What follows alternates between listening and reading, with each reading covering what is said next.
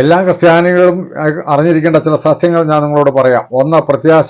എല്ലാ ക്രിസ്ത്യാനികളും മരിച്ചാൽ സ്വർഗത്തിൽ പോകണമെന്നുള്ള പ്രത്യാശയോടെ ജീവിക്കുന്നു. രണ്ട്, വിശ്വാസം. കർത്താവായ യേശുക്രിസ്തുവിൽ വിശ്വസിക്കുന്നവൻ നിത്യജീവൻ പ്രാപിക്കാം എന്നുള്ള വിശ്വാസം. മൂന്ന്, സ്നാനം. എല്ലാ ക്രിസ്ത്യാനികൾക്കും ഒരു സ്നാനമേ ഉള്ളൂ, യേശുക്രിസ്തുവിൽ വിശ്വസിക്കുകയും യേശുക്രിസ്തുവിനോട് ചേരുവാൻ ഏൽക്കുകയും ചെയ്യുന്ന സ്നാനം. നാല്, എല്ലാവർക്കും കർത്താവ് ഒരുത്തനേ ഉള്ളൂ, നസ്രത്തുകാരനായ കർത്താവ് ആയ യേശുക്രിസ്തു. അഞ്ച്, എല്ലാവർക്കും ഒരു സഭയുള്ളൂ, കാരണം ദൈവത്തിന് ഒരു സഭയുള്ളൂ, അത് എല്ലാവരും ദൈവത്തിന്റെ സഭയുടെ അംഗങ്ങളാകയാൽ എല്ലാവർക്കും, എല്ലാ ക്രിസ്ത്യാനികൾക്കും ഒരു സഭയേ ഉള്ളൂ. ആറ്, എല്ലാ ക്രിസ്ത്യാനികൾക്കും ഒരു പരിശുദ്ധാത്മാവേ ഉള്ളൂ, ദൈവത്തോട് യാചിക്കുന്ന ഏവനും ദൈവം ദാനമായി കൊടുക്കുന്ന ഒരേ പരിശുദ്ധാത്മാവുള്ളൂ, അതുകൊണ്ട് എല്ലാ വിശ്വാസികൾക്കും എല്ലാ ക്രിസ്ത്യാനികൾക്കും ഒരു പരിശുദ്ധാത്മാവേ ഉള്ളൂ.